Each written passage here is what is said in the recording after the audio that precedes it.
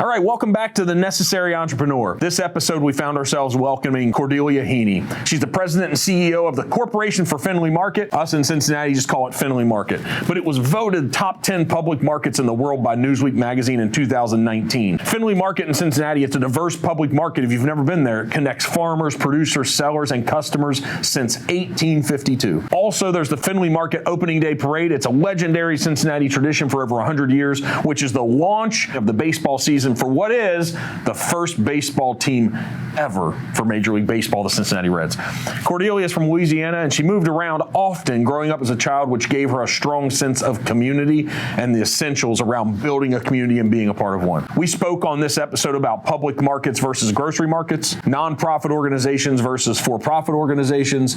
Will public markets be a thing in the U.S. in the next 50, 100, 150 years? I found that to be a fascinating conversation. Using passion to become an expert in something, which is awesome because it transferred from her being the CEO of this Findlay Market to me running my real estate company for whatever you find yourself doing. And then also Cincinnati becoming the food destination of the Midwest. It's already happened. It's evolved. It's exciting what's happening out of the culinary aspect of the city and what is being continued to progress to really let it shine and showing what Cincinnati can bring to the Midwest and the rest of the country. I hope you enjoy this episode. Whatever platform you're taking it up on, give us a thumbs up. Please give us a subscribe and some feedback so we continue to welcome people such as Cordelia and give you a great, awesome conversation about what's happening in the world. I hope you enjoy this episode.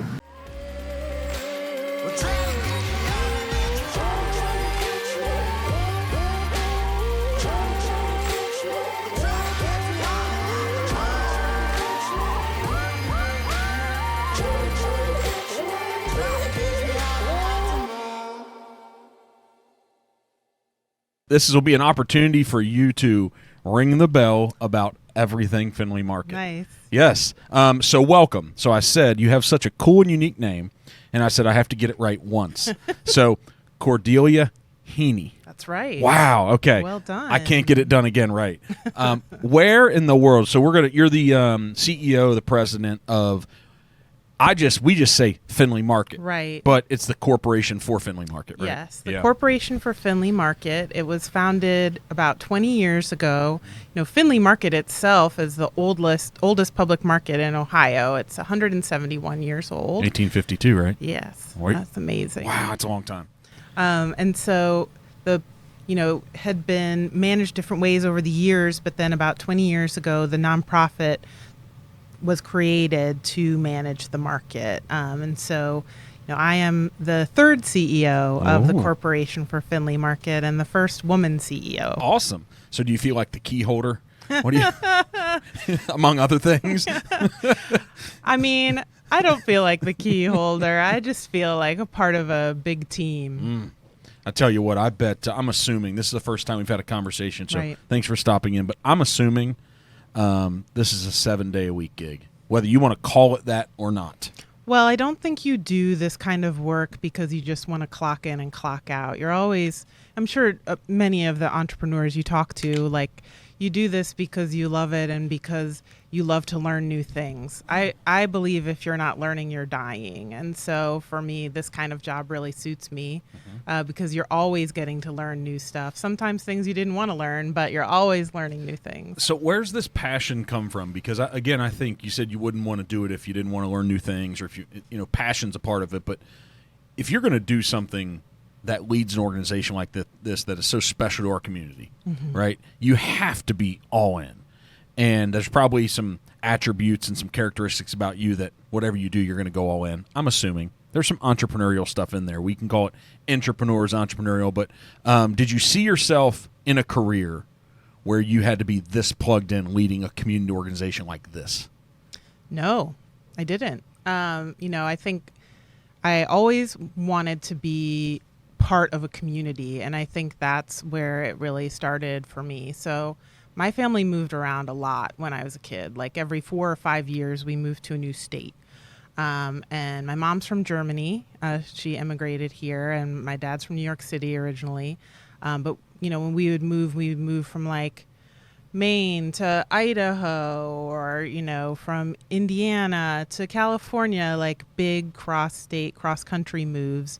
And so, every time you move to a new place, you're trying to become a part of a community, get to know people. And I found that food is the way that you do that. I am new to Cincinnati. I moved here from New Orleans. I hadn't spent really any time in Cincinnati before exploring this job. And so I know Cincinnati chili is a thing, though. I can ask you about it. Oh, I don't even know if we know what it is. We just think it is. You know what's funny is Christian Gill was just on, and our famous local chef, one of them, and his favorite dish is more Creole leaning. He loves that stuff. And so I don't know if you two have had conversations or gotten together, but so what was was Louisiana just the draw to go to Tulane for your MBA, or was there another purpose? No. So I went to college in New York City. I was living in New York, studied poetry there in grad school, and then visited New Orleans for, a trip with friends and just fell in love. If you've ever spent any time down there, you'll meet lots of people like me who kind of fell in love and never left. And so, I moved there in 2004. And I didn't have a job lined up, so I, was a waitress. I worked at a sausage factory, and then I landed a job at Tulane, working with undergraduate women students. And I had gone to women's college, so women's education and leadership's really important to me. And so, while I was there, I had the opportunity to do a lot of work around women in business, women in leadership.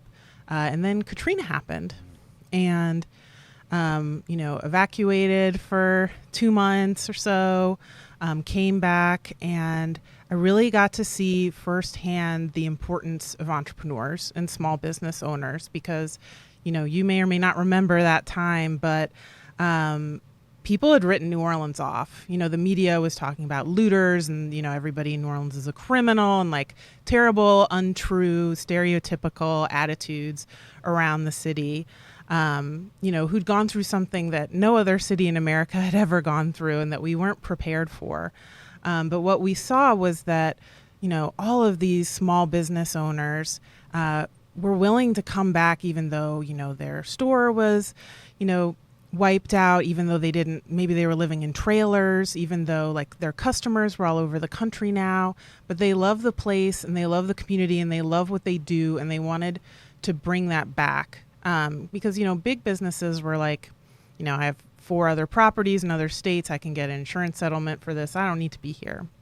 And so I really got to see that, entrepreneurs are the driver of a community. They are the community builders. They created normalcy for people. They created opportunity for us to get together. It's not, bars and restaurants are not the only places that people get together. It's, people meeting at the barbershop. It's people, talking at the gas station, wherever. I think like seeing that community piece was really important. And I'd always been passionate about food because, like I said, it's a great conversation starter and it's a great way to get to know a new community. And my dad loves cooking, and so I would always cook with him. And so, food's about community and creativity, nourishing people that you love.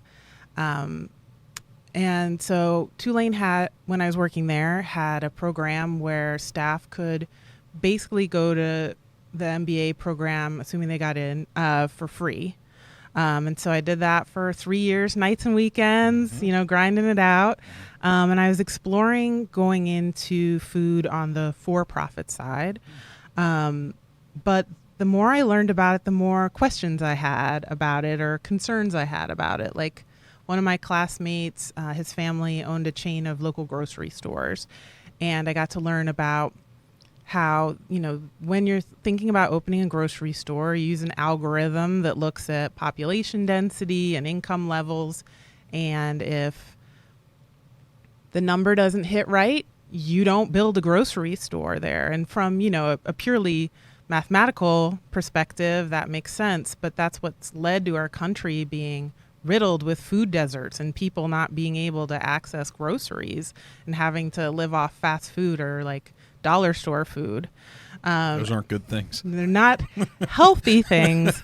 I believe in food sovereignty and you should eat whatever the heck you want. So it's not a good or bad, but It's not the most healthy. maybe not the most healthy all the time. There you go. We can slip in it every once in a while. Yeah, I Okay. mean, not great if it's your only option, or, talking to somebody from a major corporation who did food marketing saying, we basically take the same product and we rebrand it as something else every 6 months. And I just was like, ooh, I don't know. Doesn't feel right to you. Didn't feel good. Yeah, it didn't feel challenging either. And it didn't feel like the goal was like really aligned with the things that I love about food. And so as most people do, I kind of took a different direction that somehow, I believe that if you follow the things that you're passionate about, whether that there's a way for you to create a path to a career that really suits you and your interests, even if it's not like an obvious path. And I think that's certainly true for entrepreneurs. It's not an easy path usually. No. It's not paved yet, No, but I think part of our job as we move along is to create the pavement. I hope to create opportunities and network with people who are not as far along in their career, so that we can create pipelines to do this kind of work so that it is sustainable and that people can connect to it. But I got an offer to work in state government in Louisiana, and so I was appointed to serve as the executive director of the Office on Women's Policy. So we had to do an annual report on the status of women and girls in the state of Louisiana, and we focused on health, financial attainment, education, and intimate partner violence were our 4 areas. And from that research, create policy recommendations for state agencies, for elected officials to look at. And I learned 2 really important things. One was how interconnected those issues are. And that was really empowering to me, because sometimes we can't get at an issue one way because politically it's not popular, or, leadership's not excited about it, whatever the case may be. No money for it. There's no money for it, timing, whatever. But, you can't talk about finances and not talk about education. So maybe, you can't, you're not in an environment where you can raise the minimum wage politically. But what if you can talk about making education better so people have more opportunities, create more opportunities for themselves, et cetera? To earn more, too. Yes, Yeah. learn more things, be entrepreneurs, go out on their own. And so, I love that, because it's like we can solve problems lots of ways, right? And the other thing I saw was the power of nonprofits and how valuable nonprofits are to our communities, because the best policy recommendations we came up with were when we met with nonprofit leaders and said, how are the state's policies or laws impacting the people you work with every day on the ground? And from that, I think we came up with practical policy recommendations that actually helped people. Why is nonprofit the best approach? So why is it? Because I could come up with, but I want to hear your opinion. Yeah. This is about you. So why is that? I wouldn't say, I think that it complements a for-profit environment. So, I went and ran a nonprofit for a few years in North Carolina, but then doing domestic violence work. And then I was able to move back to New Orleans and run Crescent City farmers markets. So I finally got to do the food piece that I had wanted to do, but on the nonprofit side. And I like that because, if you're a small business owner, you have to do everything soup to nuts. You are the corporation, right? So you're not just, if you're a restaurant, you're not just cooking food, you're doing HR, you're doing all your accounting and your taxes and your advertising, and you're, doing maintenance for the building and ordering the food and going to the markets, and, right? Coming up with the menus, everything. Getting investors, whatever the case may be, like you're doing everything. And so, having a nonprofit that can support small businesses, that can help advocate for small businesses, that can access money that small businesses can't access because they're for profits, and that can also be a conduit for the community to make sure that, spaces are still accessible and, meet the needs and the interests of the community. I think that they're a really good marriage between for-profit and nonprofit. Do you think, is it because they just don't have the bureaucracy to work through? Because if you start a nonprofit, you can just go and tackle whatever problem there is. Oh, I feel like nonprofits have more bureaucracy than for-profits do. Anybody who's ever done nonprofit accounting will tell you that we're held to a completely different standard that I think is much higher than a for-profit business, because if you have investors, they can't tell you on paper, like, you can only spend this money on advertising, but you can't spend it on staffing, or you can only spend this money on popcorn, but you can't spend it on a popcorn maker. Whereas in nonprofit world, funders will, if you have what we call a restricted grant, like, they can tell you, like, you can spend this money on a program, but you can't spend it on electricity or rent or any of the things that make a place go. And so in my experience, that's one of the challenges of being in the nonprofit space. I've had hour-long conversations with, not in Ohio, but with state agencies about like a 50-cent discrepancy, whereas you talk to like a for-profit accountant and they're like, oh, that's immaterial, we write that off. Well, that's not how our government sees it. Nothing's immaterial there. No decibel, right? No. Yeah. But do you think so that was the answer to it, but do you think maybe the agenda can be more focused of the nonprofit?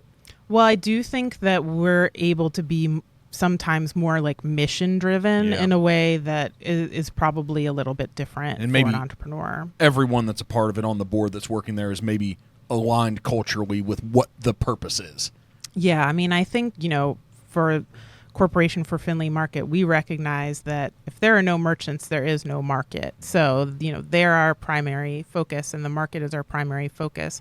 Yeah. But, one of the things that really attracted me to this role was the opportunity to be a part of this community. And as you said, like, everybody in Cincinnati loves Findlay Market. I have never, said to anyone in my time here, oh, I'm the new CEO of Findlay Market. And people are like, oh, let me tell you this bad thing that happened or why I don't like it. It's always, my grandma took me there every weekend when I was a kid, or, my favorite merchant is XYZ, or I had my first job there or my first date there or whatever.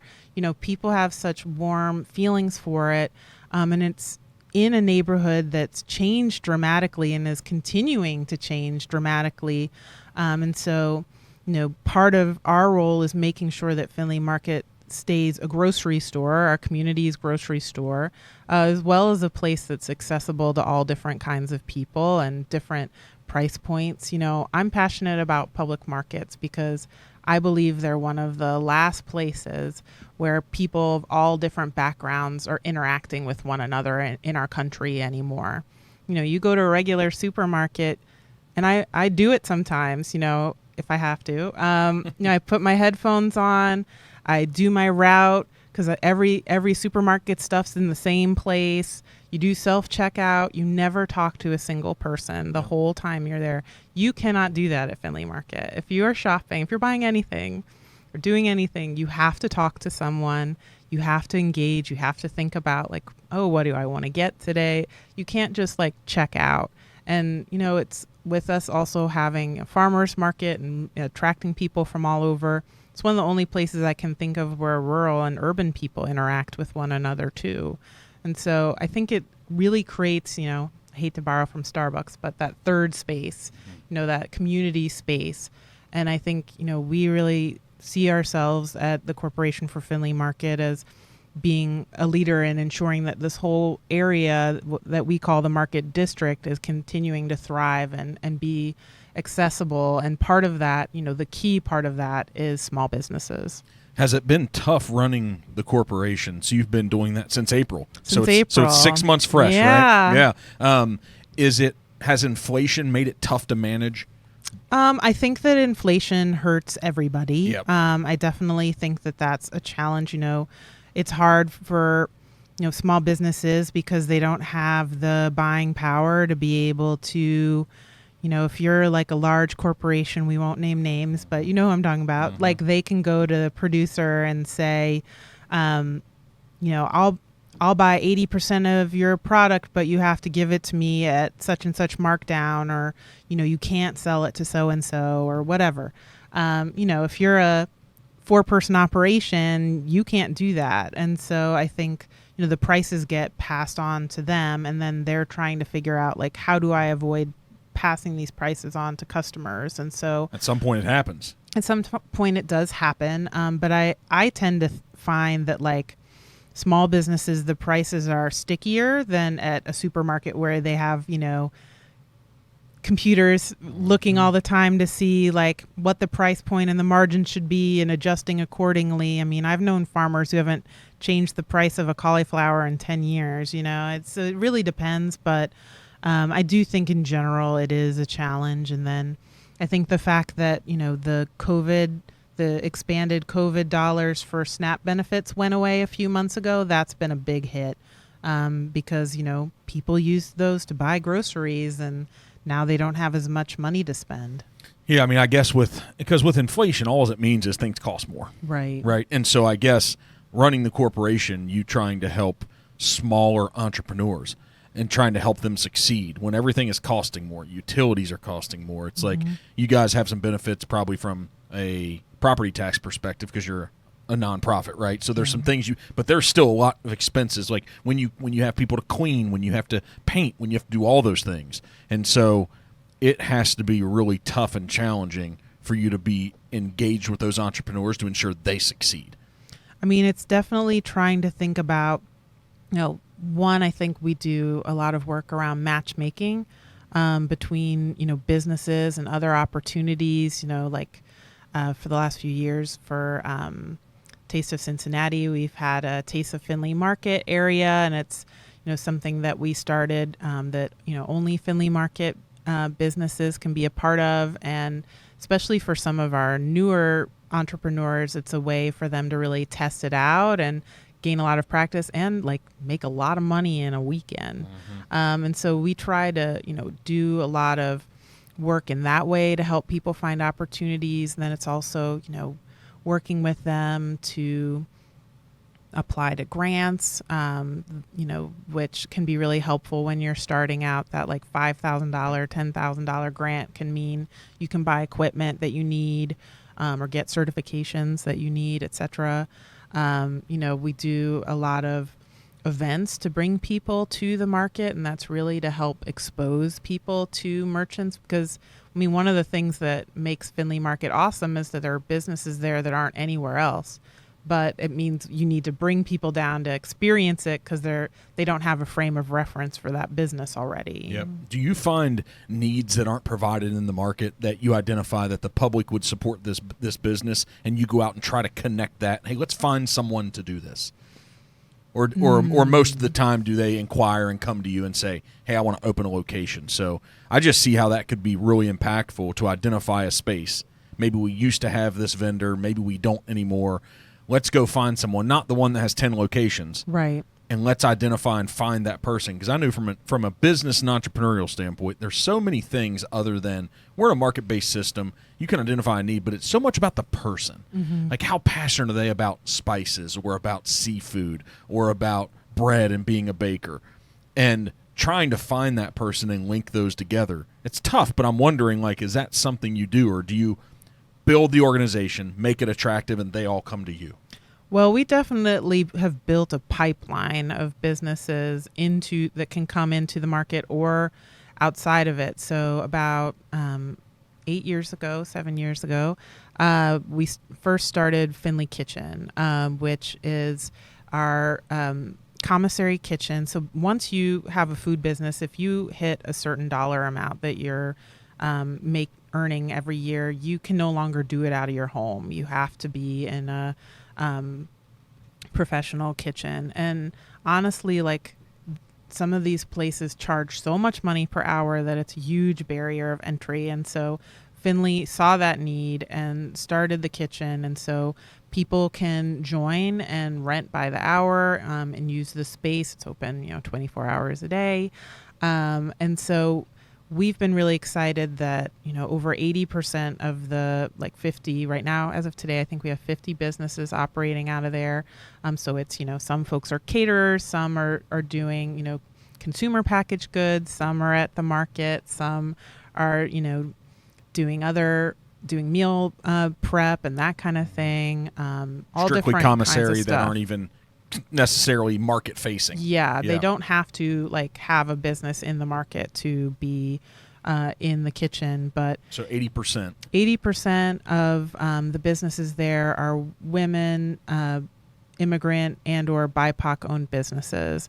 We really want to try to support creating opportunities for people that may not have access to capital or family wealth or other things that make it easier to start a business. And so we started there, and that's been, just amazing to see. If you ever want to take a tour, What's let me know. BIPOC? What is that? Sorry. Black Indigenous people of color. So, non-white folks, Okay. basically. And so, So if you want to take a tour, so Yeah. is it 50% of the commissary customers, or 80% of them, or 80% of all the vendors at the market? 80% of those businesses in Findlay Kitchen. Okay, in the kitchen. Yeah. Okay. And then a couple years ago, we started Findlay Launch, which, we wanted to give people the opportunity to try out having a storefront business, a brick and mortar business. But, we've all seen during COVID that having a brick and mortar isn't always the end all be all for a business. And there can be challenges with it. It's not the only model to be successful anymore. But we wanted to create that opportunity for people. So we have 2 storefronts, and businesses have to go through our Findlay Learn program. We have a class series that people apply to and go through to learn how to start and open a business. And they can participate. They can apply to be in one of these 2 spaces. And so it's usually a year lease. And you get to try out and see, is this, really the model that you want? And we find that either, we have businesses that do it as a springboard and are very successful, like Empanadas Box, for example. Or you have businesses who, the owner says, this is not for me, it doesn't work, or, I want to be in the kitchen, I don't want to be doing all this other stuff. And we see that as a success too, because you haven't taken a second mortgage out on your house and bankrupted yourself to try this out. And so, those opportunities, I think, we have seen some of those folks who've started at the kitchen or gone through the launch program, also be vendors at the market. One of the, we have folks who are, started in the kitchen, go to the farmers market side of the market, and then go into the actual market hall. Like Makers Bakers, for example. Mm-hmm. I know they started in the farmers market and came in. And so, I think we have to build that pipeline, because otherwise that pipeline is really hard. It doesn't really exist in Cincinnati or in most places, honestly. And that was another thing that really attracted me to taking on this job, is I was I was coming from New Orleans, which we all know of as, a food city, food capital of America. And we didn't have this kind of robust programs there. I really believe that, the Corporation for Findlay Market is on the cutting edge of this kind of work for food entrepreneurship, and is really responsive to seeing where's the need and how can we fill it. Feels like maybe a model for you. Yeah. And so I think, we have, it's fascinating to me too, because we have some businesses the Market's 171 years old, and Eckerlin's is, I think, 160 years old. So we have some businesses that are very old and established, and then we have some that are, brand spanking new and have come this other way. And I think there's room for both. I do think, part of your responsibility is thinking about the product mix at your market. You don't want it to be all one thing or all another thing. You have to have food that appeals to different people, because you can, have all the events or, provide all the food access programs or whatever. But if at the end of the day, people don't want to eat it, it's not going to work. And so it also means thinking about what does our community look like and what do they want to eat? And so having to be really thoughtful and creative about that. Where do you see this? So you've done all this in 6 months. Well, I just got here in 6 months. I mean, Findlay's been doing their thing for a long time, and that kind of like goodwill that we talked about, I mean, that happens over decades of work and partnership with the city and, with the community. And so, I'm just thrilled to get to be a part of it. Yeah. What do you think, we don't know what tomorrow brings, right? Right. But we make plans. So what do the next 6 months look like? So what's exciting? So we have this bell, right, that I rung it. I actually broke the rule. Oh. You had stepped out. I rung. I was like, wow, that's really loud. So really loud. So what's the significance of ringing this bell? So that is a gift for you. Should we ring it? Sure. I mean, that's pretty good for a little handheld bell. Yeah, it's okay. pretty loud. Yeah, so what's the significance? So it is a model of the bell that we have in the market tower, and it was actually the bell that we have was gifted to Findlay Market from one of the former markets that had existed in Cincinnati, and so just a symbol of Findlay Market and of sort of the market experience too. That seems like that feels European. Yeah, I mean, I think a lot of big companies in Cincinnati will bring people that they are recruiting from other countries to tour the city, and we're always a stop on those tours because I think a lot of people from other countries are more familiar with the public market shopping model, and it feels more familiar to them. And it's true, it is, I think, more of an old world kind of model, but I think it's what food shopping's fun anyway, but I feel like this is a totally next level experience. Is it tough to manage? So my reference, I don't get to travel a ton, but I was in Europe and went to Morocco over the holidays. Oh, I'm dying to go there. It was awesome. And so Tangier, walking the streets, open market, didn't feel food safe, some of it, right? And I went, man, that's got to be a heck of a challenge. Right, for you to manage just with all the rules and all the health department stuff. And so what's that, how tough is that for the vendors to be a part of? Because I really did. I walked through there and I went, we're going through this experience, walking the streets. We'd walk into these buildings and there'd be a bakery. You'd walk down a few steps and that was really neat. But just the open markets with just a lot of, I don't know, it just didn't feel the way we think about it from an American perspective as like, is that healthy? Yeah, I mean, I think we're so highly regulated. Yes. That it's like a completely different animal. Is it tough? Is that tough to operate in that environment, or we've just adjusted to it and know what to do? I think for the most part we've adjusted to it. I mean, it's hard when the rules change and like a new regulation comes in and you have to, change stuff up. But in general, like I think it's, something that, everybody's committed to, knows it's important part of your business. Like, you want people to feel confident eating your food. And so I think, people just know that it's a top priority. Yeah. It was, but it was a great experience, right? Yeah. It was you ate some good food. Awesome. Right. And just some of the places that we found, because I hired this local tour guide that didn't cost a ton, but all day knew the restaurants, had the relationships, and you'd find yourself on a terrace overlooking the Mediterranean and just awesome. But walking through the streets was a great experience. And I kind of feel like that's what we're trying to do with these neighborhood markets, because it did feel like everyone in the communities, of all those little communities in Tangier, it's like they're all plugged in to the daily happenings and daily life. And I went, people are going here and shopping for their food today, right? And that's kind of, it pulls the community together. That's what you're talking about. It doesn't happen at some of the big box stores or any of them. Yeah, I mean, if you go to like a BJ's or a Costco, you're buying enough food to like be in your house for the next month and not go anywhere. Doesn't sound fun. I mean, I don't put my nose up at that experience either. They're fun in a different way, but I think there's something special about having a relationship with the people that you buy food from, and we see that all the time at Findlay Market, that there are merchants that have known, like the same person comes and gets their bacon from them every week for 30 years. They know each other's names. They, show each other photos of their grandkids. Like, I really believe people give to people, and really like want to support people. And I think we all saw during COVID that, the emphasis on supporting local was so strong because we saw how important that was. And honestly, we also saw that our national food system is broken. And if we don't support local food production and food sales in our community, like, we're not going to always have food to eat. We have to make sure that those businesses stay here. So much agriculture has, become so siloed in fewer and fewer places. And now, California is on fire all the time. And that's where so much of our food comes from. I don't think people realize that.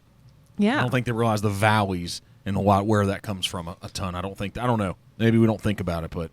I mean, I think that, supporting like your small dairy farmers, for example, like there used to be so many more dairy farmers than there are now, but because of the regulation of milk prices, because of, inflation, because of labor shortages, all those things, it's become fewer and fewer and fewer of those businesses. So if you, see, a local person's, somebody with a farm in, South Ohio who wants to, sell you hamburger or, pork chops, really think about it. Think about, like, you're not just getting like great local food that probably tastes better, that's better for the environment because it hasn't been on a truck for 2 days, but and therefore it's more nutritious because it's fresher for you, but it's also like supporting our larger food system. And I can really geek out on that stuff, but like I think that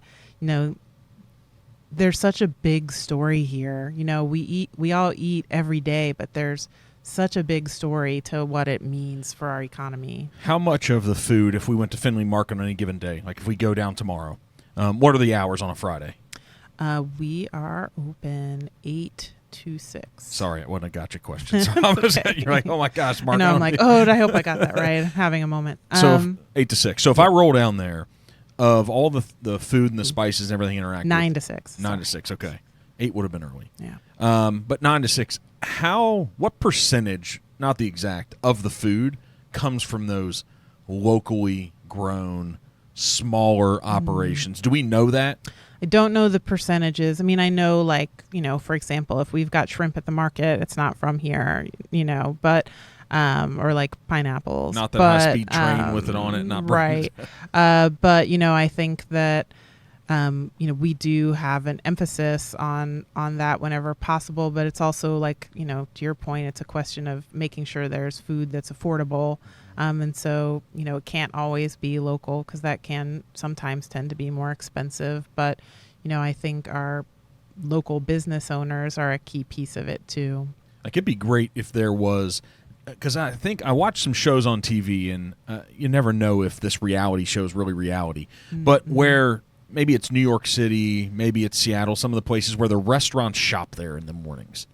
Like, that would be awesome. I don't know if that's a Findlay Market thing, but it'd be great if the OTR restaurants, some of them, it'd be great if they shopped there. I mean, definitely some of the area businesses do wholesaling with our merchants. That's definitely something that happens. So that's good. Yeah. That's supportive. I mean, even though it's lower margins probably for the vendor, it probably pays some bills. Yeah, I mean, you're selling by volume and it's more guaranteed sale, and so you're building those relationships. So maybe they're doing a big event and they place a big order or whatever. So, and I think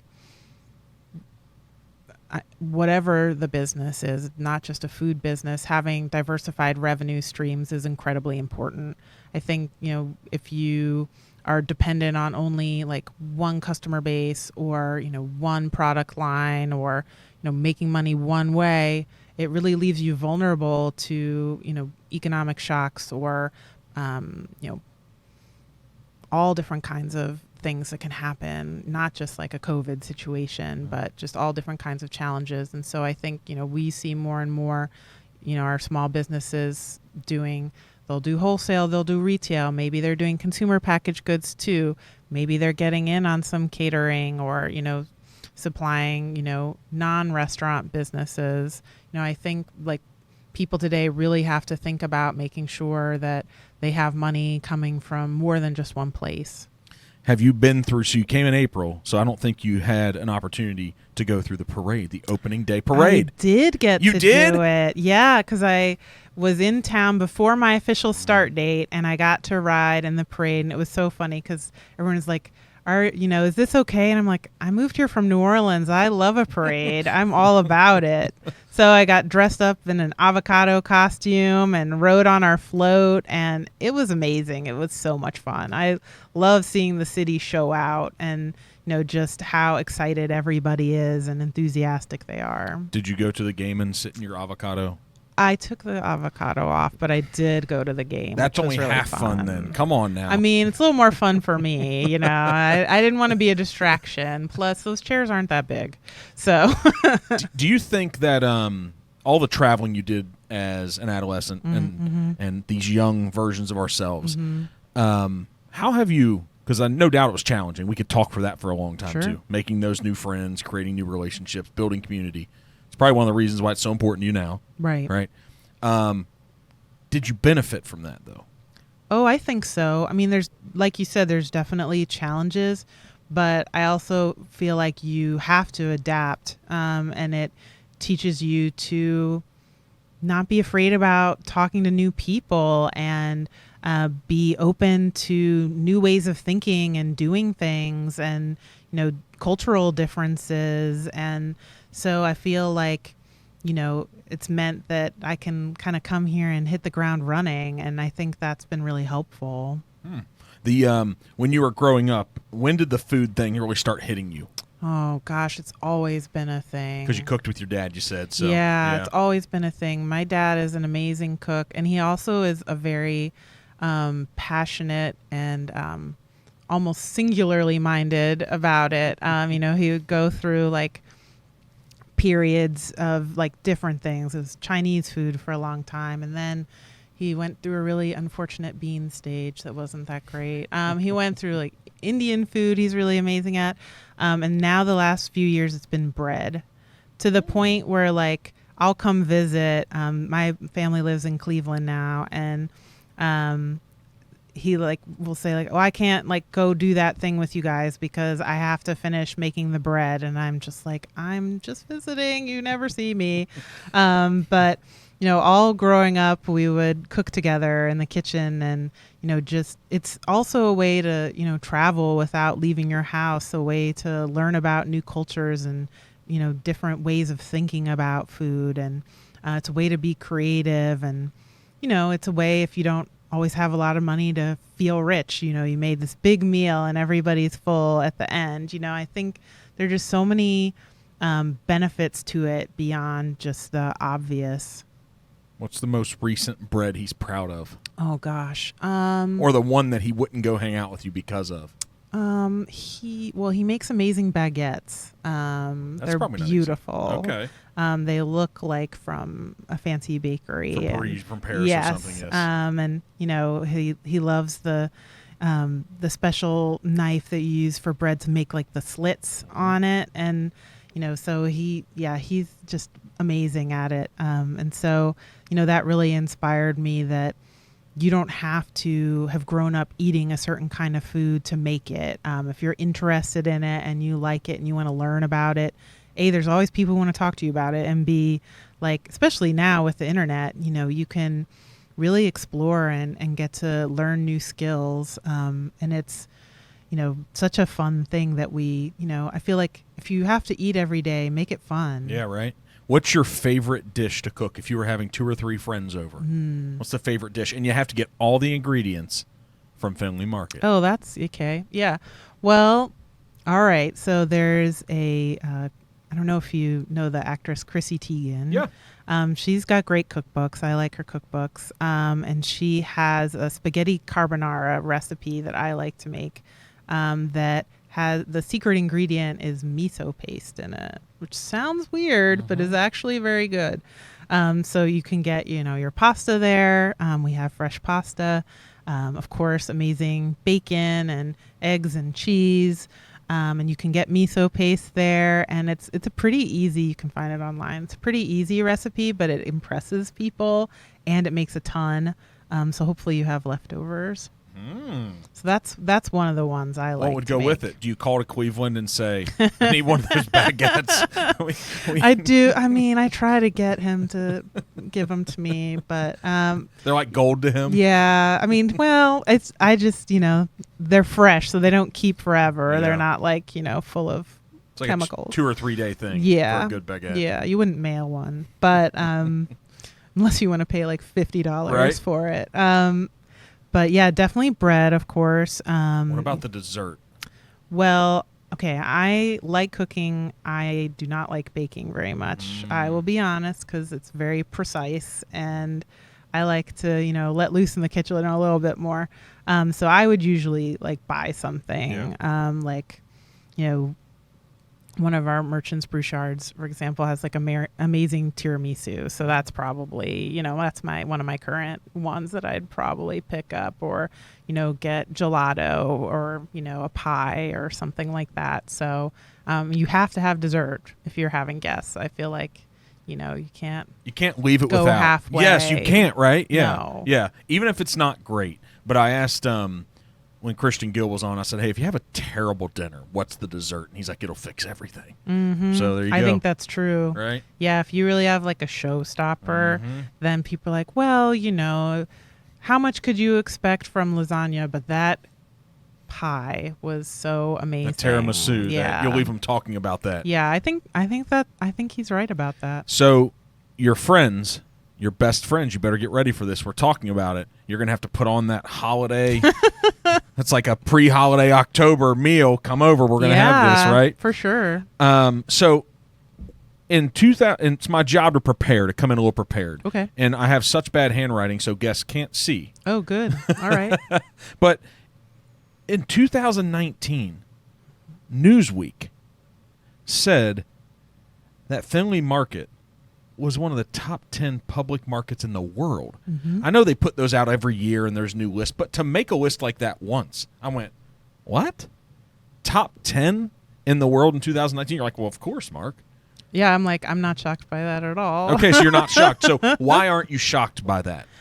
Because I think Findlay Market is such it's a beautiful space. I think it's you walk into the market space. I remember the first time I walked in and it just kind of took my breath away. It's like electric when you come into the space. There's so much activity and color and, options, and people are excited. And if you're a person who likes food, seeing other people excited about food is great. And so I think there's that energy and that enthusiasm, and that people are there. Some people are trying out stuff, but a lot of people are doing their regular grocery shopping. Like I said, a lot of folks know some of the merchants. So there's that aspect, that like friendly aspect to it too. I think the wide variety of food that we have, that it's not a food hall, that there's options for, different folks, whether you are vegan or, you're doing paleo or any of those kinds of things. Like there's so many, different kinds of food. I think, just the beautiful building, the historic space, and, there are not so many buildings like that in our country anymore. And so I think all of those together with just that community feeling and, all the, 50 plus events we do every year, and that there's always something new and interesting happening, and that we really strive to create a welcoming experience for people. I think that is a big part of what has us on top, as well as like, obviously we have the best food. You're like, well, of course. In this world, what I've realized is everything changes, right? And so how far out businesses is important that you put strategic plans together. 3 years, 5 years, 10 years. I don't see many businesses putting together a plan beyond 10 years. Yeah, I mean, it's tough. You can do that for some things, like if you're doing like major construction or something. If you don't have it done in 10 years, right? Yeah, but I mean, generally, yeah, I think that old saying, like, make a plan and God laughs is kind of true. But I think a 3-year strategic plan is good. Most I would ever do is a 5. Yeah. But I think 3 is where kind of the sweet spot, I think. Maybe 5 makes you feel good of the things that you believe you're going to I accomplish. feel like that's where you get into your like reach goals or like nice to haves or stretch goals, or you like break it up, and see, you keep, because strategic plans should be evergreen documents. It shouldn't be like you wrote it now, like it can't change, because like you said, things are always changing. So you have to keep updating your plan and your roadmap all the time, rather than just have it be like a exercise that you do. It's a strategic focus, maybe vision. Yeah. Maybe that's 5 years. Yeah. What do you think? Do you think Findlay will be the same for 5 years? Do you think this is an institution, because it's been around for 171? Mm-hmm. Do you think no matter what changes, as long as we continue to exist as a species, right, that in 50 years, 100 years, 150 years, do you think this institution will continue to be relevant and be here and exist? I think so. I mean, I think because it's built on those foundational things of community, of quality, of connectedness, of engagement. Humans are creatures of community and, and of creativity. And I think there's just some stuff that you can't get from a screen. You have to have those physical experiences of eating something that, taking a green pill isn't going to give you in the future. And I think that because we are building a pipeline and, continuing to create opportunities for people to start and grow and scale their businesses, that we will continue. My goal is that we collectively, not just Findlay, but, as a business community, I really want us to make Cincinnati the food destination of the Midwest. I think we're already well on our way to being there, and it's just a matter of continuing to support small businesses, to recognize the unique challenges that they have, to continue to encourage everybody to shop local, and to support one another in doing these kinds of things, because they're not easy. It is really a hard business. I mean, I have so much respect and am in awe of the work that people do and the sacrifices that they make to do it. And so, I think, we all benefit from that. Why do you think they make the sacrifices that you're talking about decade after decade? Why do you think they do? Is there a shared similarity or purpose, or why do you think? I think part of it is passion. I think for a lot of folks, like, this is their craft. They are making beautiful food, whether it's, baking something beautiful, making amazing sausage, growing beautiful heirloom tomatoes, whatever the case may be. Like, there's something so satisfying about becoming an expert in something and bringing something unique to other people. And so I think part of it is that passion. But I think a lot of it is relationships. I hear from people all the time, like it's, the conversations I have with people at work, at, my shoppers, my customers, like that keeps me going. I know it, I've seen time and time again, like in times of trouble when, small businesses are struggling, it means so much to them when people keep shopping there and go the extra mile to support them.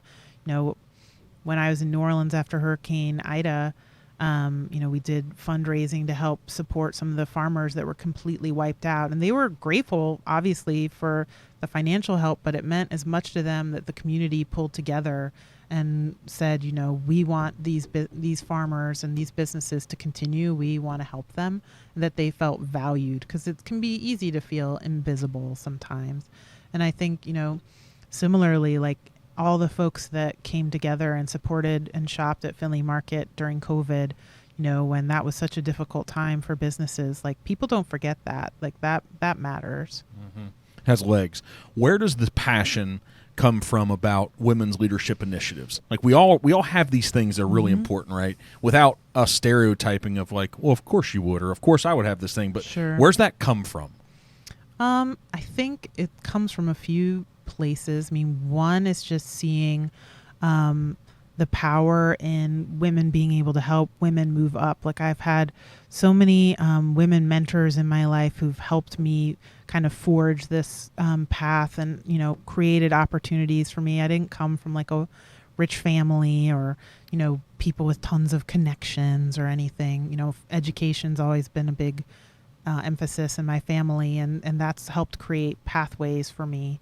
And a lot of that was, you know, teachers, and many teachers are women. And so I think, you know, having that support, and then, you know, showing that there's value in our collected experience as women and our perspective, and that, you know, we bring something valuable to the table because we are women, not in spite of the fact that we are women. And I think that, you know, I find that very empowering, and that, you know, there are a lot of different ways to be a woman, and still like contribute and, you know, have our own lived experiences. And so I think, you know, I don't see it as a like one is better. It's more of an equity. Like, can we all be on equal playing field? I think that's, you know, where that importance comes from. Yeah. I always tell people, I'm like, you know, the two most important people in my life are my significant other. We've been together 15 years. Oh, wow. And so she's a very accomplished woman, in the education space, principal and beyond. And then my mom was an educated nurse. And so those are the closest impacts in my life.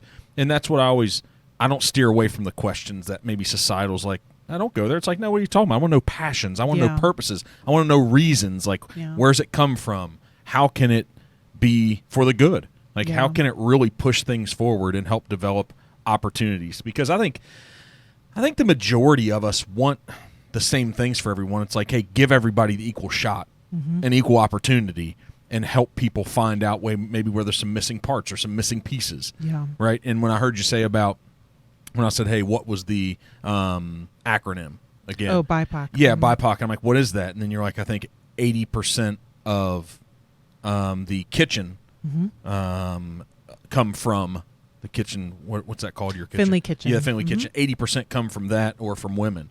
And so I think that what I want is a community of successful people moving our community forward. Yeah, and I think it has to be everybody, right? Like has to be. You know, I think, you know, we can't depend on like a couple businesses or a couple people or whatever. And, you know, I think we need to make sure that, you know, I think it is important to have like lots of opportunities for people to be able to create their own wealth or start their own business, and that those folks are then creating opportunities for employment for other people, and, you know, maybe, you know, are more understanding about some people's experiences because they've lived them. Yep. And I think that's, you know, incredibly important as we look at like, you know, wanting to continue to be successful. And I also think like we as a community have to invest in those businesses, because, you know, I know Findlay Market is investing in them, and I don't want them to grow and then get poached by some other city, you know, like because there's, you know, more protectionist ideas. I don't call it protectionist. I call it community building. Is that what we call community focus. You're not alled to leave. You have shackles. I mean, other people can come here, but I just hope that, like, you know, you make an investment, and, you know, that investment continues to give dividends. You know, I believe that public markets are a money multiplier.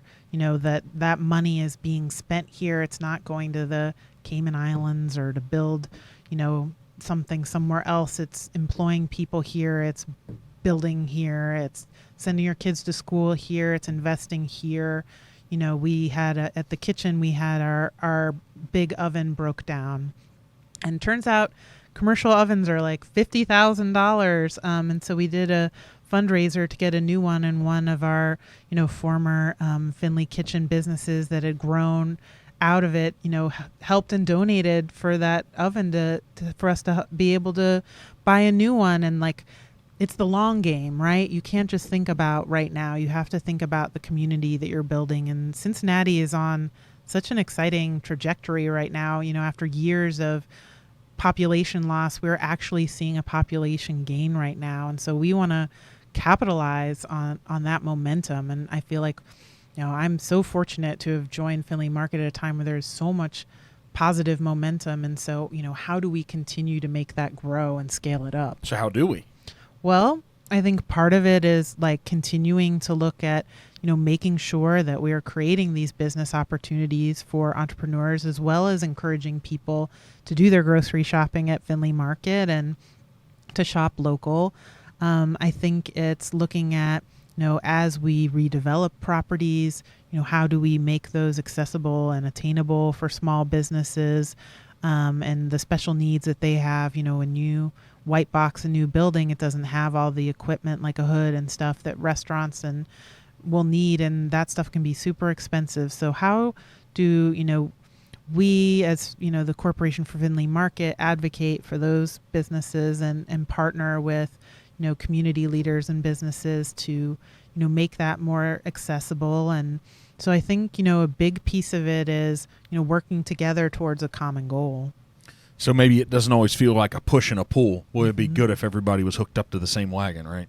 Well, yeah, and I think, objectively, we all, want Cincinnati to be successful. We want small businesses to be successful. I hope we all want those things, right?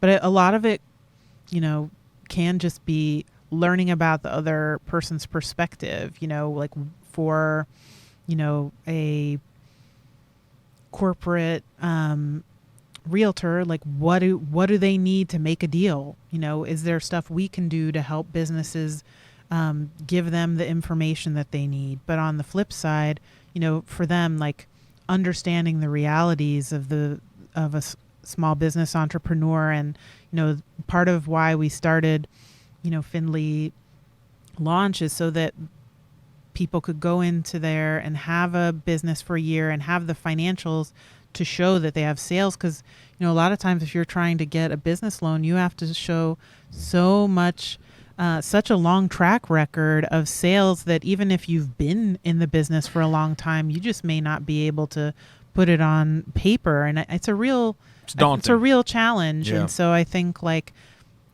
trying to think creatively and generously about how we do these things is going to be necessary, because I think we're all committed to Cincinnati not becoming a city of chains, and being a homegrown ecosystem for entrepreneurs. But they have to stay here.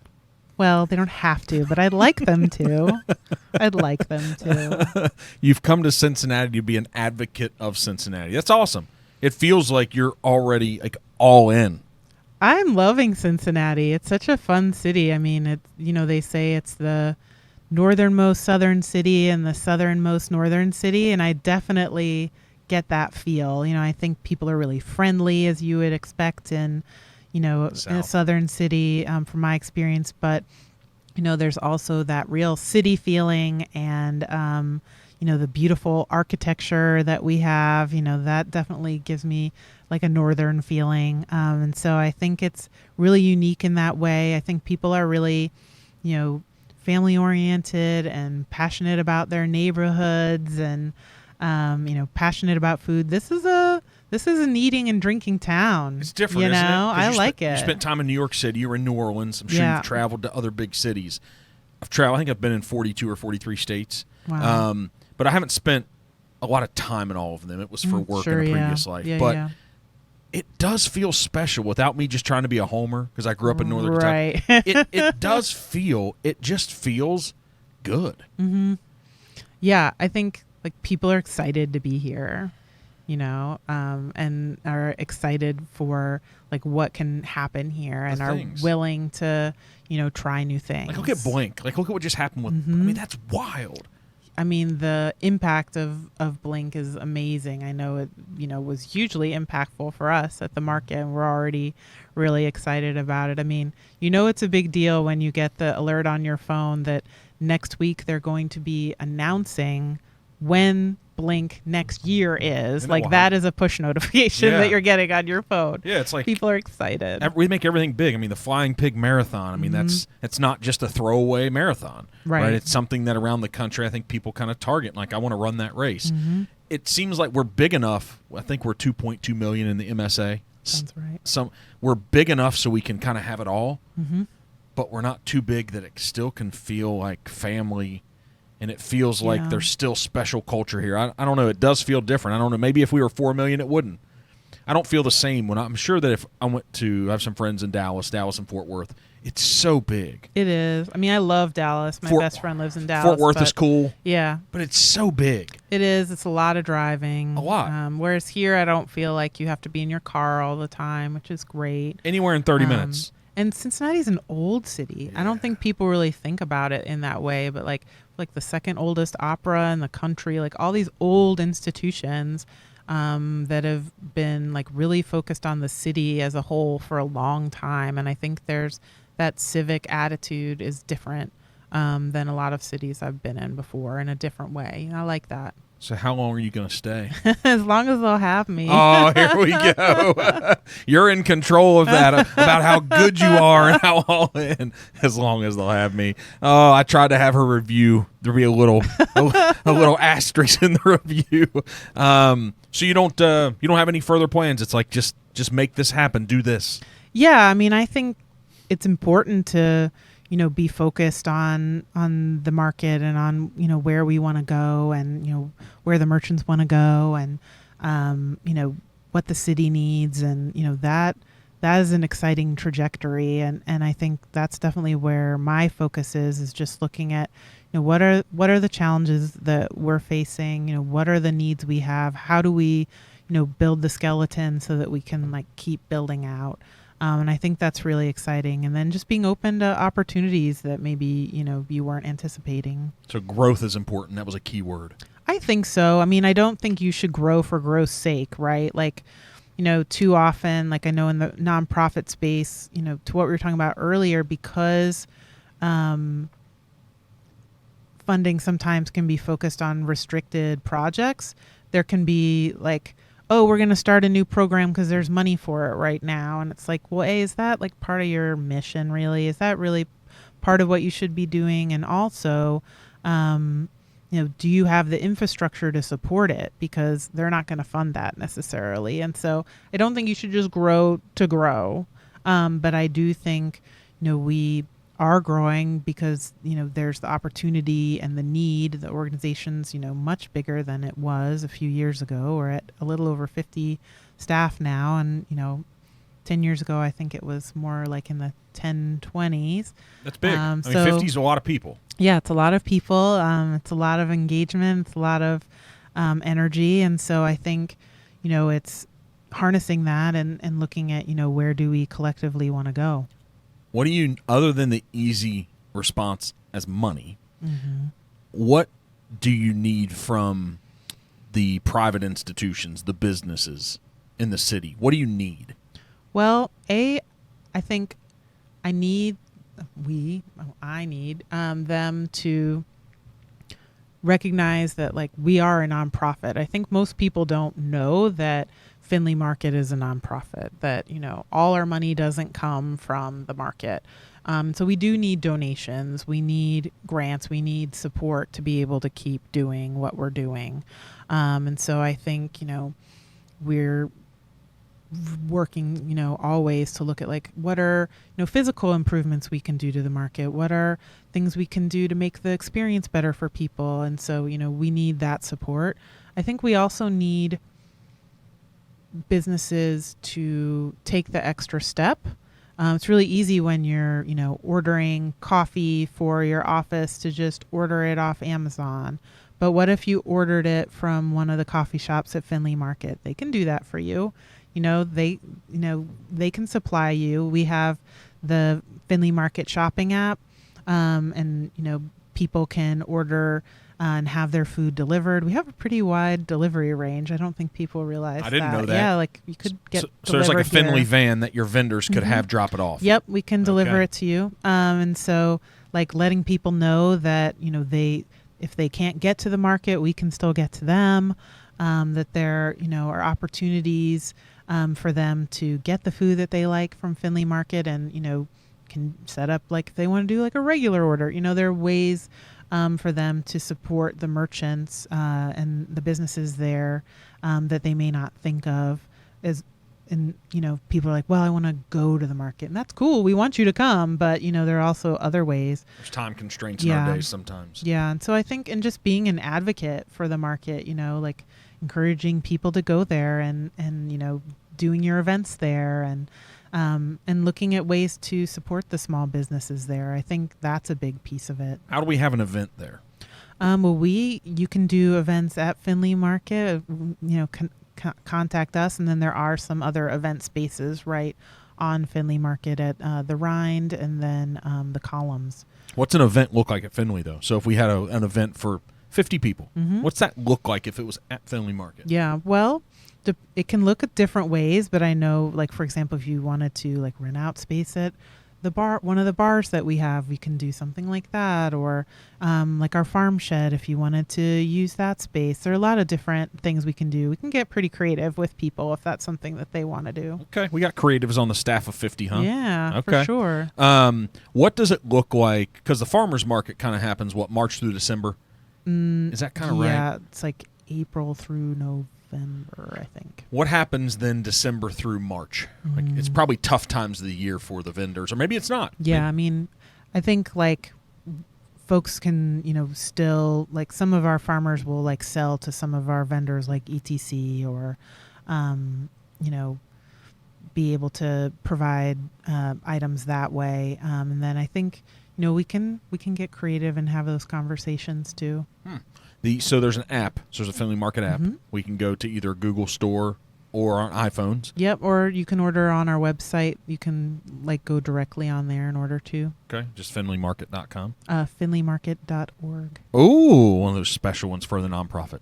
And is the app simple to find? I'm sure it's Findlay. Oh, yeah, it's Findlay Market app. It's awesome. Very simple to find. And all the social media stuff. What's neat about social media, it's one of those destinations when you come to town to get a picture in front of the iconic sign in the area and stuff. So what else do we need to know for everything Findlay Market 2023? We've hit a lot. I don't know if there is more. Yeah, we've got a lot of events coming up. So always, follow us on Instagram or Facebook and, see what events we have coming up. I know Fall Food Fest is coming up in October, as well as obviously holiday stuff. And, think about when you're planning your Thanksgiving menu. Hopefully you've got some Findlay food on your table when you're doing that. And it's also a great place to come and socialize. I mean, we do have great bars and restaurants. It doesn't have to be a grocery shopping thing. And we even have, non-food businesses. So it's also great if you're doing like shopping for presents and that kind of stuff. I think like our location is great because, if you're going to like an FC game, you can come down to the market beforehand, and hang out and, eat and drink and socialize before you go. So, I think just people thinking about it as like part of their routine is really good. What's the true address for Findlay Market if we plugged it in? Oh gosh. Do we know? How do you tell know. people? I mean, it's so easy to Google. I think I'm a creature of the day. Okay. Like it just depends. Yeah. So you personally, education's been important to you, right? And so we're on a podcast, an entrepreneur podcast. Sure. It's about personal development. So you have your MBA from Tulane, right? How do you still continue your professional development now? Because it doesn't stop after an MBA or after somebody gets a PhD or something. Like, what do you do now? Because I think it's important for, our businesses want to grow, but we need to keep growing. Yeah. So how do you do that as a professional, and some advice, not just advice to other people, but what goes on in your mind? One thing I'd encourage people to do is explore career coaching. I have done that. I found that very helpful. It's great to like have somebody else to give you some perspective and to help, connect you with resources and best practices. And I think like no matter what level you're at, like I think that's really important, that you continue to think about, are there other ways to think about something or do something? I also think networking is really important, making sure that you're getting involved with professional organizations. It's a great way to meet people. I mean, as a new person in the city, it's a great way to meet people, but it's also, a great way to expand your knowledge about the business community in the city that you're in, and find out about opportunities and, share the gospel of your own business to other people. And so I think, that piece of it's really important. And then I guess like on a personal note, I would just say like, try to make sure you're like taking care of yourself, that you're not just working all the time. And, burning yourself out. I think it's important to think about, what are things that, are challenging or exciting for you, like outside of work, because that complements your work, that brings something to your work and to the way you engage with other people. So what's the special thing you do that you love that you're going to share with us that you stay sharp from the personal thing outside of work? Well, okay. Well, my new thing is CrossFit. Oh, really? Yeah. So I just got into that when I came here. I was doing like personal training and stuff before, but shout out to Findlay Movement. I love going there. They're right at the market and they're amazing. Their trainers are amazing.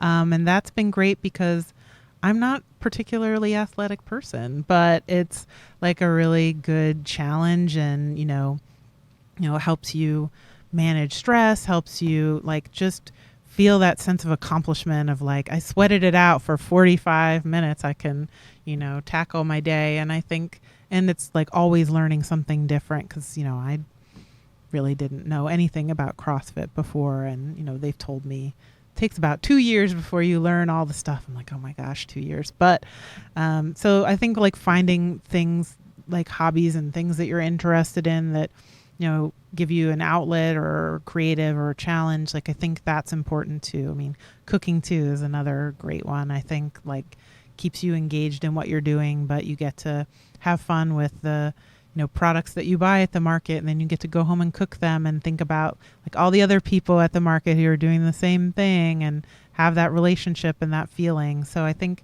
that's important too. It seems like CrossFit is a community. Yeah, it definitely is. I think you get to know people and, everybody encourages everybody and, also groans sometimes at like the really bad days. Or hard days, I should say. What's the hardest day at CrossFit for you so far? Oh gosh. What's the one you're looking at like, I don't want to go today? Well, they sometimes have what they call hero workouts that are like named after people who've done CrossFit, and those days can be really brutal because it's like, all the burpees in the world or whatever. It's just like those are usually the most exhausting ones, but the sense of accomplishment you get when you finish it is really profound. Because I'm perceiving that you don't let each other quit. Right. I mean, but it's also not, I think it's also like respecting that people are coming at it from different skill levels and experience. And so it's not like everybody has to do it the same, but it's like that we all finish. Yeah. It was a message. I talked to 20 people today and I say, hey, we have all these, we might be on the same track, but we're running different races. Yeah. Pay attention to your own race first. Make sure that like you run that one well. And then when you get done, maybe you can look at some others, right? But just, it's important to have people around you that are encouraging you to run your race. Yeah, and to finish. I don't think we can do the things we're trying to do alone. I mean, we talk about that with, the businesses in Findlay launch, that it takes a team. You can't just do it as one individual. I think you really, it's helpful to have people in your corner that you work with. But I also think it is important not for us to not constantly be comparing ourselves, because everybody's coming in at a different time with, different, skills and challenges and experiences, education, people around them, right? And so like you can learn from one another, but there's not one right way to do things. Yeah. Just finish though. Yeah, I do think finishing things is important. And you'll find out a lot of things about yourself, won't you? Yeah, I think you do. And I think,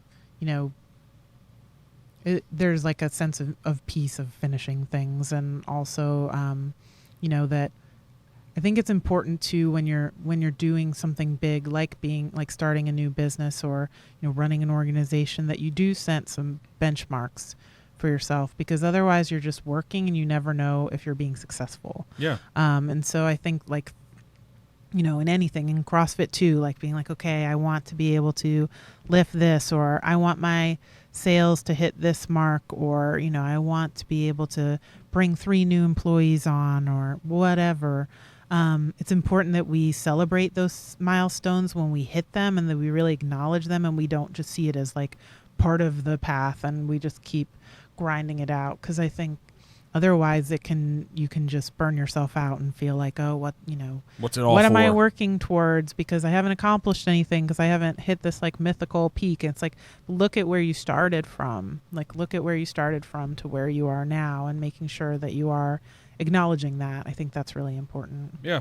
I think these goals that we have, I think they're the mini races. Finish the race and then figure out if you want to run another one. Yeah. Right? Or like, do you want to do something else? There you go. Like, I think that's one of the things I admire so much about entrepreneurs. I mean, most people who start a business, the business that hits might not be the first business that they try. It usually isn't, statistically speaking. And so, like, being willing to try and fail and learn, I think that's really important. If it's always like, I got an A in everything, like, I didn't.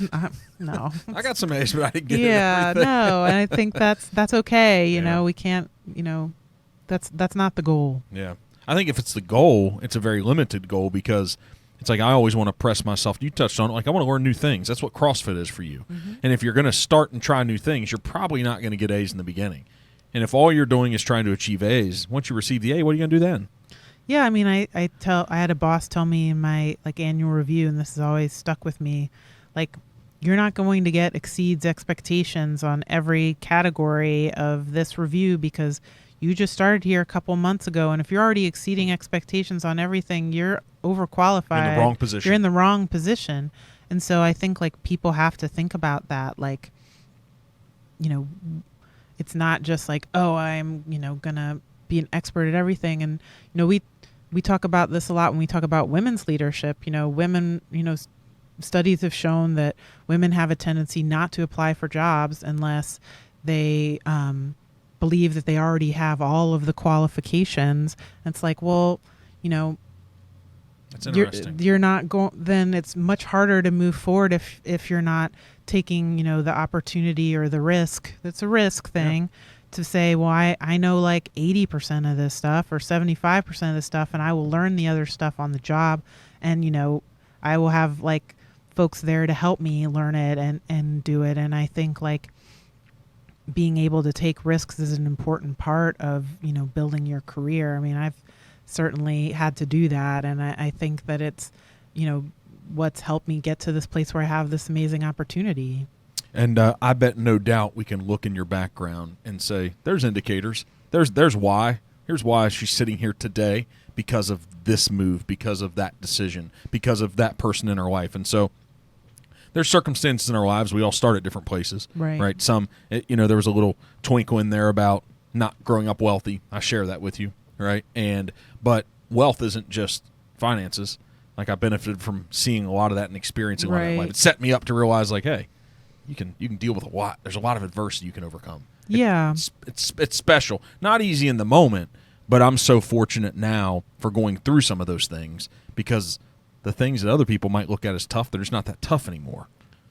Right? And the more risk you're willing to take, well, what used to look like a risk just feels natural and normal now. Yeah.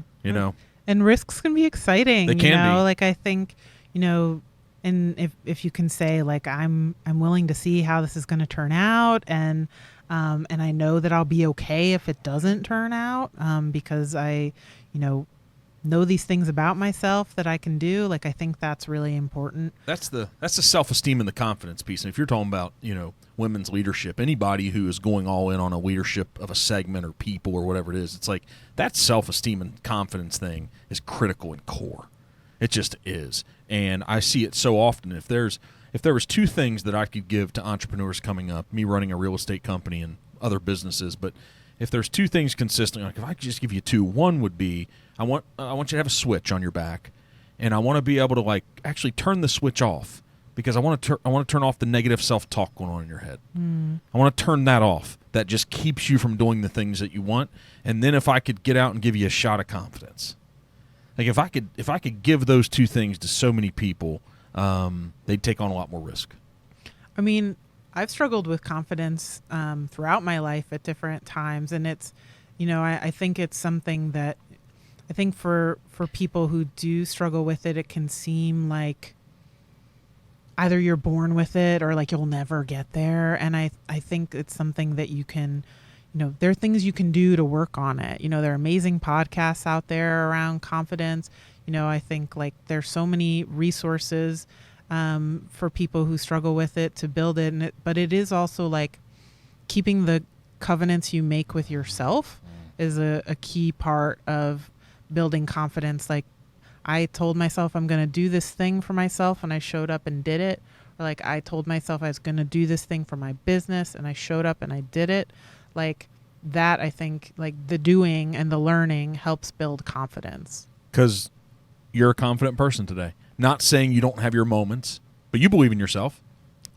I mean, I do. Yeah. I like to think so, but I think, there's always, I'm always thinking about the next thing I can learn, the next thing I can do, or I could be doing more or whatever. So, it's always that like that push piece, but I do think like, and you don't do it alone. I think that's the other piece, like recognizing like, you're working with a team, you're working with other people, and, working with an amazing team means you can do amazing things. And so I think that part is really important. But I do think it's important for people to allow themselves to be confident and to say like, I do bring something to the table. I do have value, and to be able to articulate what that is. Is confidence, is it a belief? It's keeping promises to yourself, right? That's what. Yeah. So you touched on that. But is it just a belief that it's going to be okay? Because it's not a belief. I don't think confidence is knowing an outcome. I'm just like, I'm going to get up and get started. And I think I'm the person that's going to be able to accomplish it. Don't know what it's going to look like, but it may not turn out, and then still move forward. Yeah. Well, Right. I think it's also like having fun. If you're like, I don't know how this is going to turn out, but it's sure going to be interesting to see. Like, I think that part of it, that like being open to being surprised and some of it's having to give up a little bit of control, that you may not be able to control exactly how things turn out, but it's really exciting to see how they do. And You're smiling about that. Yeah. Has that been a journey for you? For sure. I think like, when you move to a new place, you have to accept that like you don't know everything and you don't have control over everything, and you just have to like ride that out. But that's where a lot of the like discovery comes in, and you get to learn new things and bring what you've learned to people. And so I think that's exciting too. But yeah, confidence is like, it's something you're working on your whole life. It's, I think we'll be like, oh, so-and-so's confident. It's like, well, they may be confident about some things and not confident about other things. And that's okay too. But you can get there. It's like a muscle you can build. Is it a mindset? You think is it more of a mindset, like kind of a go-to way of thinking? If you develop enough of it, that's your default now? Because I bet you're more confident than you were 10 years ago. Oh, yeah. So that's true. So you've trained this muscle. Maybe the muscle is a brain. Maybe it's a mindset of like your default is more like, no, I'm going to do it. Or no, I think some of it's experience, right? Where you're just like, well, I did that thing and that didn't work out, but here I am today. Or, I did that thing and it gave me the next opportunity. And so I think some of it is just experience and seeing, that either way things are going to work out. It's going to be okay. But yeah, I would discourage people from thinking that it's like, oh, you just get to a point where you just feel confident all the time. That's not and true. like that's your default. I mean, I feel like I have a million questions in my head all day long and like, oh, I second guess things. But I do think like encouraging people to like be kind to themselves. Like, would you rather go through life the rest of your life having someone chasing behind you and yelling at you to get you to do things, or being your cheerleader and your best friend and saying like you can do this and rooting for you? You get to choose which scenario you're going to have. And so thinking about like, am I going to focus on like, the fact I got wrong in this podcast because I like blanked on what time the market opens? Yeah, I'm going to focus on that. But on the other hand, like, or am I going to focus on like the great conversation we're having and, how I learned things from you and how I can talk about that with other people and share things I'm excited about? I think some of it is like trying to just focus on the good things that you've done and not always on the things that weren't as, quote unquote perfect as you'd want to be. I actually try not to even use the word perfect anymore if I can help it. It's impossible. I mean, like when people are like, oh, can we do 2 instead of 3 o'clock? I try not to say perfect because I don't think there is such a thing as perfect. And so I think that's one of those vocabulary words I just try to not even use anymore. Eliminate. Yeah. I think it's good. All right, we could talk forever. So I appreciate the conversation. Yeah, and it's been great talking with you. sharing everything about Findlay Market and about your new experience to this new hometown city. Yeah. Right? It's better than Cleveland, where your dad's at cooking. Don't listen, Dad.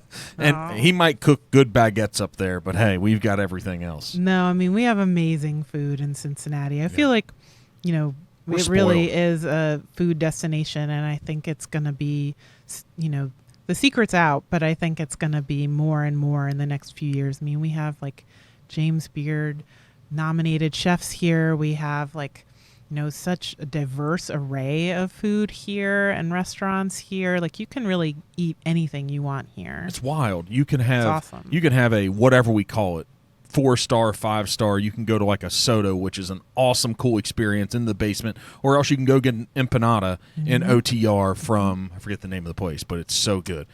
Well, there's Chacabana's has okay. amazing ones right I now. don't know if I've been there. But there's just all these different places, and it's like we are so fortunate, and I think spoiled. We're pretty spoiled for a city of our I size. think we kind of are too. I think that's right. So the question is, how much better can we make it? Because you're always a person that wants to grow and improve. I can tell, and I am too. I'm that. But it's like, at what point is it so good that we have to be happy and like just nurture this? I don't know. I know that doesn't feel right, but man, it's so good. It's so good. I mean, the only thing better than good food is better food or different food. Like, I don't think it ever gets old. Yeah. And, sometimes you're just in the mood for a different thing or whatever.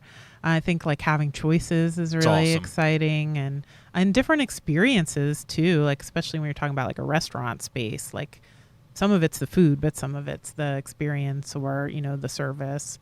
And so I think like there's always new ways for us to do that. I think we have everything from a food perspective that honestly I could dream up. I'm sure there's more things, but it feels like I can't make a decision. Mm-hmm. That's how it feels in our city. Yeah. It feels awesome. No, it's great when people are like, where should I go? I'm like, well, okay, here's my list. And I haven't been here that long. So, I think the sky's the limit with that. And, I think it's just like getting the word out and everything. I mean, I feel like Cincinnati is really becoming more of a tourist attraction. I hear, I eavesdrop people on the streetcar, like talking about like, oh, I'm just visiting for the weekend. I just came, from out of state, but it's so like great. I can, go all around downtown and go to Findlay Market and go to, a game. I can go to the museums, everything's so accessible. Like, I think it's really a great place to visit. So, I know folks in Cincinnati love being here, and it's I've met so many people who've grew up here, went to school here, stayed here, and I think that's amazing. But I do think there's room for people like me that are transplants, and I think there's real energy around that too. Yeah. So your argument is make your kitchen a restaurant at least one night of the week and get your food from Findlay Market. Oh, at least one night of the week for sure. I mean, didn't we all get a little bit better at cooking during COVID? Like, keep that going. I think so. We either opened a lot of cardboard boxes of things, or we got better cooking, or there were a lot of corks that were popped. I mean, there was a lot of that too. Well, we sell wine at Findlay Market too, so that's fine. There you go. Right. Is it affordable wine? Yes. Okay, good. Yeah, I think there's all different price points. I mean, I am not a person to generally buy a $50 bottle of wine. There's nothing better than an economically priced bottle of good wine. Yeah. I mean, I think you can definitely get like a $15 bottle of wine or a 6-pack of beer or whatever. Okay. So, yeah, there's definitely options. Awesome. You're a good advocate for Findlay Market. Oh, thanks. I try to be. I mean, that's definitely... it's easy when it's something that you love and you're excited about. I mean, I just think it's such a special place, and I just want everybody to get to experience it. All right. Keep making our city better. I look forward to coming and experiencing it more than I already should. Yeah. Right. And but thanks for coming and have the conversation. We'll ring the bell a little bit and Go down. I bet the holidays are special. Yeah, this will be my first run at the holidays, but I'm very excited. I think it's going to be beautiful, and again, like, that's such a fun experience when you're, getting to do stuff together with your family or your friends, or do shopping. Like, wouldn't you rather do that than be inside in a shopping mall? That's what you're arguing. That's what I'm arguing. I would rather do that. And, again, there's a place for shopping malls, but I think, there's just, there are not a lot of cities that have a Findlay Market, so come take advantage of it. Embrace it. Yeah. Help support it and help it grow. Exactly. Well, cheers to the rest of 23. Thank you. And going into 24, and then when you get to the 1 year anniversary, hopefully you look back and say, you know what, Cincinnati's an awesome, awesome place to be. You can have me back on in a year, and I'll tell you all about it. Okay. All right. and we don't have to use the word perfect. See, that's the best thing of this conversation. Someone's not going to judge me based on perfect, because I'm not that. Nobody is. Awesome. Thank you. Thank you. Okay, good conversation.